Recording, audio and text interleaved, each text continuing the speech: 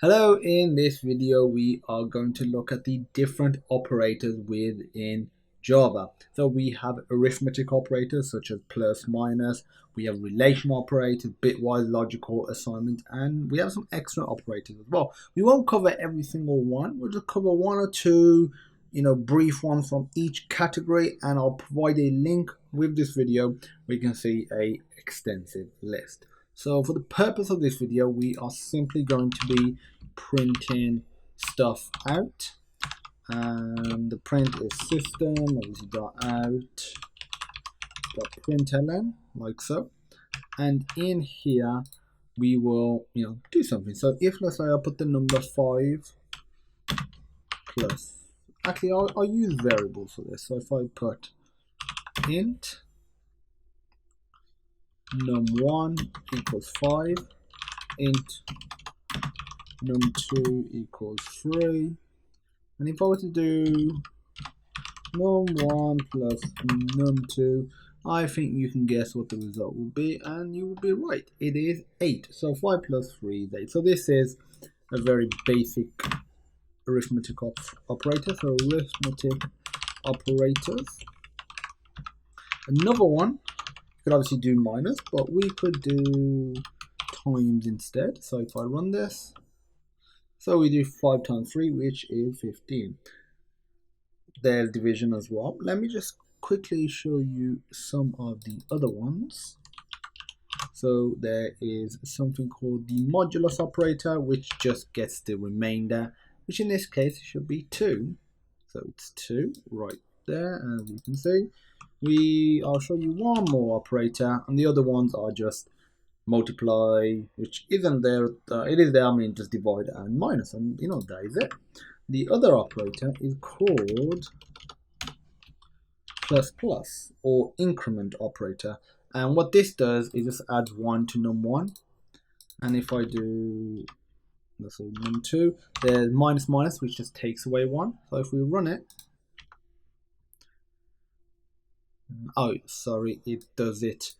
Okay, so with plus plus and minus minus, the increment and the decrement operators there, so we could put it on a line like so, and if I just print out num1, it's incremented it, it's added 1 to it. What this plus plus means is, it means do everything on this line first, then add 1 to the number. So when we have it here, what it was saying is do system.printout line, print out num1. Once that's done, then add 1 to it, hence why the change wasn't getting reflected. So if I were, don't want that. If I were to just get rid of this, just run it again. But if I were to just duplicate this, on the next line, you'll have 6. But by the end of the line, num1 is 7. So if you want to do it in line, the way you do the increment or the decrement is by putting plus plus before it. And now this will first, take away 1 if it's this decrement operator, this one here, or add 1 if it's the increment operator. So this increments or decrements it first, then does the rest of the line. Otherwise, it does it after the rest of the line is executed. So those are the arithmetic operators. Let's have a look at the relational operators. So relational operators. So in terms of the relational operators, this is basically determining relationships between values, for example. And one of the most obvious ones is system. So again, you could put this in any form. I'm just printing the results out, and you'll probably have these when you do stuff like if statements, which comes under the form of decision making, conditional statements, which we'll cover later on in this series. But if I do num1, and to check if something is equal to something else, you do double equals num2. So single equals is assignment, double equals is comparison. If I run it, it prints out false because 5 does not equal 3. But if I were to change this to 5 now, okay, so y is It's still printing out false. Because I've changed the numbers here. So I'll comment out this line. It's true. If I were to change this back to 3, it is false because 5 doesn't equal 3.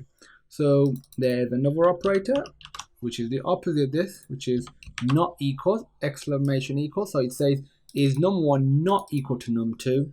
If that is correct, it will return true. So you see it returns false for the first line because it's saying, is num1 equal to num2? 5 is not equal to 3. Second line, is num1 not equal to num2? So as long as they are different, doesn't matter what they are, this will return a value of true. So 5 does not equal 3, therefore it returns true. There are a few others. There's greater than, less than, greater than or equal to, and less than or equal to. I'll cover greater than and greater than or equal to, and as an extra task, I want you to look at less than and less than or equal to. So if I just duplicate this, so greater than is like so, and if I just duplicate again, and greater than or equal to is like this. So if I run it again, so we get true, true. So with this, it's saying, is num1 greater than num3? 5 is greater than 3, we're all good. Is num1 greater than or equal to num3 or num2? 5 is greater than or equal to num3, so it's fine. If I were to change this to a 5, however, we get false and true. It's saying, is 5 greater than 5? No, they're the same, so that does not validate as true. Is num1 greater than or equal to num2? So it's saying, is 5 greater than or equal to num2? It's not greater than, but it is equal to. So this will return a value of true. And see if you can figure out the less than and less than or equal to as well. So now let's have a look at some of the bitwise operators. So what this does, it gets the binary equivalent of what you're doing, and it'll do a binary operation.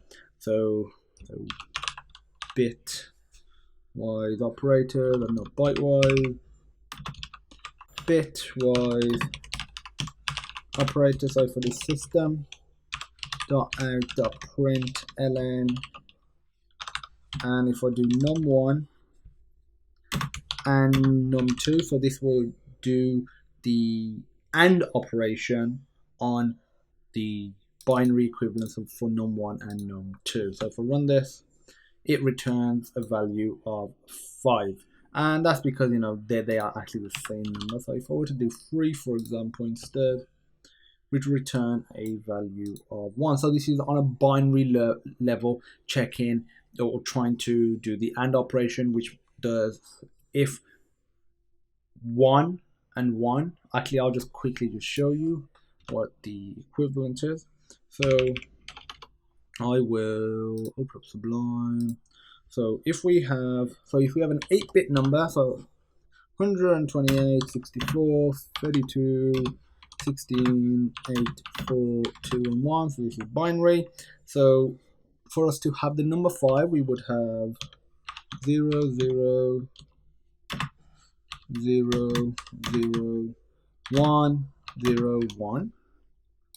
For the number 3, it's almost identical, but this is a 0 now, and this is a 1. So when you do the AND operation, what it basically does is it goes through it. It does, I will also put a line here to distinguish this. So it does 1 and 1. What's 1 and 1? It's 1. So I'll actually do it from the left. You generally do it from the right, so it's going to be easy to write on here. So 0 and 0 is 0, 0 and 0 is 0, 0 and 0 is 0, 0 and 0 is 0 again, 0 and 0 is 0.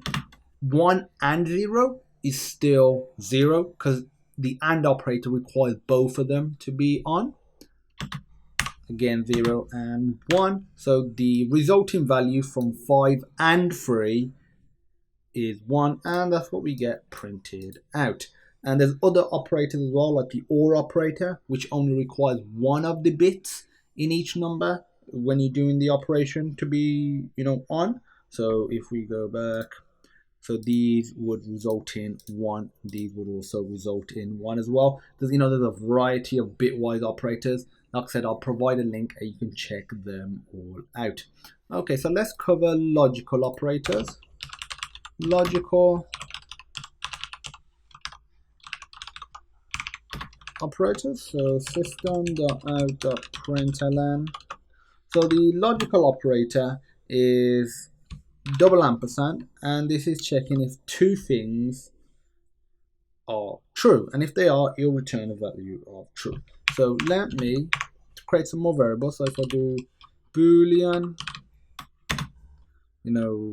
var1 equals true, and boolean var2 equals true as well.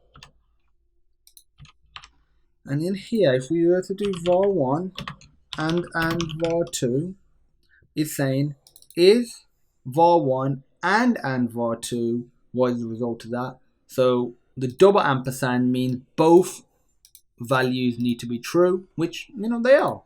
So it'll return true. If I change one of them to false, however, and so the AND operator requires, or the logical AND I should say, because it's slightly different to what this does. This is changing it on a binary level. This is more of just checking if both values equate to true. So this prints out false. Another type of operator you can do is the logical OR operator, which is just two pipes, and this will return a value of true because it only requires one of them to be on. The next task, change var1 to false, so both of them are false, and see what the result is. There's another operator called the logical NOT operator, which just basically checks if it's true, it'll reverse the result. Again, I want you to have a go at that yourself. I'll provide a link with this video to cover all of the operators that we haven't covered. Okay, so assignment operator. So let's take a look at the assignment operator. We've already done one, which is equal. What it does is it assigns what's on the right to this variable on the left. I'll cover a couple more. So assignment operators. I want this to be lowercase. Okay, so for this system .out.println. Okay, so what we can do is single equals, that's fine. But what you can also do, so if we have num1 here, so I'll create another number because it's going to be hard to keep track of what's been happening here. So int num3 equals 4.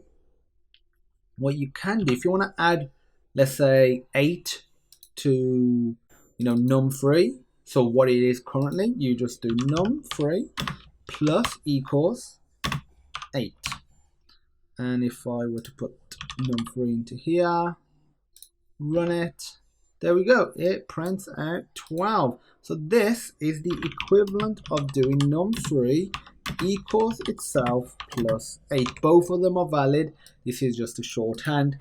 See if you can figure out how to do the shorthand version of subtracting a number from the current number, multiplying and dividing. I think you can get it's pretty similar. We just have to change one of the operators. Same with the modulus as well. So you can also use some of the bitwise operators in a similar way, and I will show you, or I'll provide a link where you can check all of them out. So we've covered a variety of operators. There's one other operator we will cover, which is the conditional operator. And let's take a look at that right now. So the conditional operator allows you to check if a condition is true.